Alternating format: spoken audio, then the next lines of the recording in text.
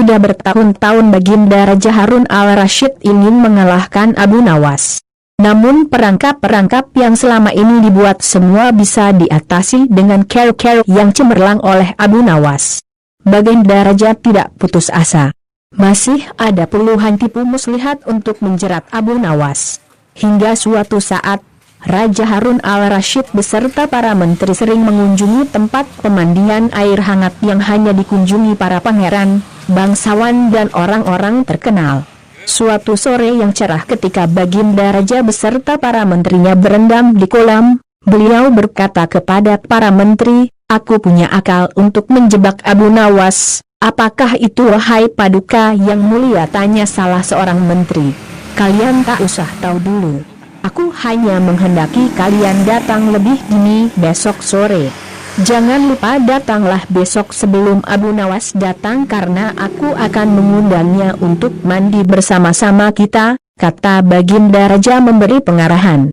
Baginda Raja memang sengaja tidak menyebutkan tipuan apa yang akan digelar besok. Abu Nawas diundang untuk mandi bersama Baginda Raja dan para menteri di pemandian air hangat yang terkenal itu. Seperti yang telah direncanakan, Baginda Raja dan para menteri sudah datang lebih dahulu. Baginda membawa 19 butir telur ayam. 18 butir dibagikan kepada para menterinya. 1 butir untuk dirinya sendiri. Kemudian Baginda memberi pengarahan singkat tentang apa yang telah direncanakan untuk menjebak Abu Nawas.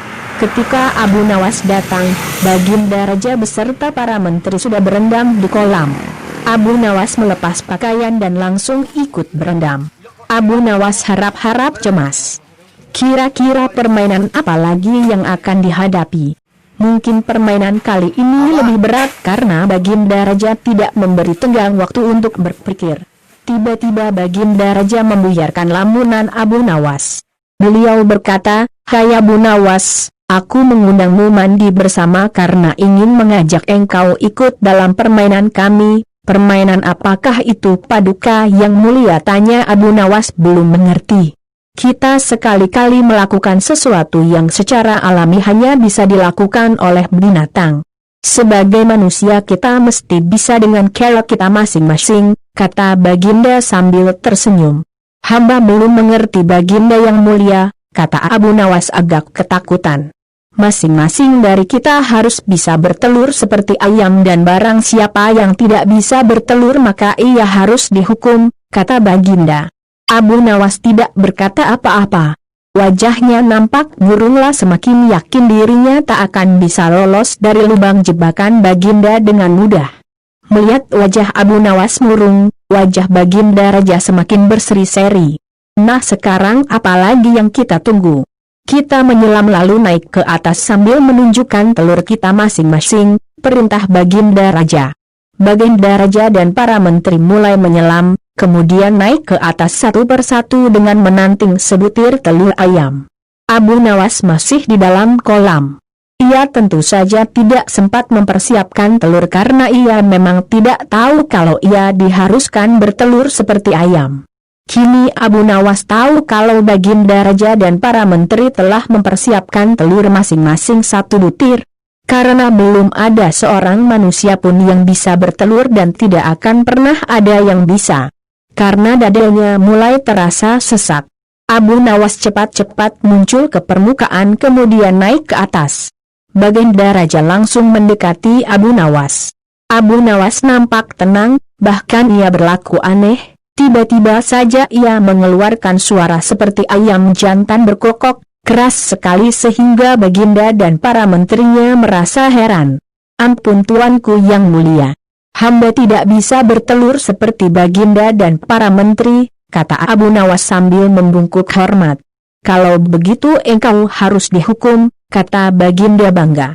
"Tunggu dulu hai tuanku yang mulia," kata Abu Nawas memohon. "Apalagi hai Abu Nawas," kata Baginda tidak sabar. "Paduka yang mulia, sebelumnya izinkan hamba membela diri. Sebenarnya kalau hamba mau bertelur, hamba tentu mampu. Tetapi hamba merasa menjadi ayam jantan maka hamba tidak bertelur. Hanya ayam betina saja yang bisa bertelur." Kukuru, kata Abu Nawas dengan membusungkan dada. Baginda Raja tidak bisa berkata apa-apa. Wajah Baginda dan para menteri yang semula cerah penuh kemenangan kini mendadak berubah menjadi merah padam karena malu. Sebab mereka dianggap ayam betina. Abu Nawas memang licin, malah kini lebih licin daripada belut. Karena merasa malu, Baginda Raja Harun al-Rasyid dan para menteri segera berpakaian dan kembali ke istana tanpa mengucapkan sepatah kata pun. Memang Abu Nawas yang tampaknya bloon itu sebenarnya diakui oleh para ilmuwan sebagai ahli mantik atau ilmu logika.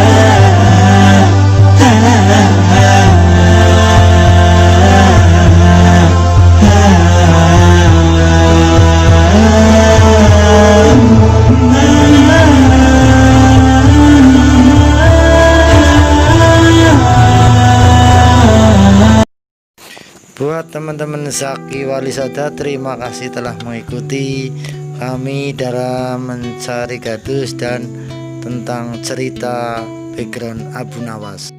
Semoga cerita itu bermanfaat.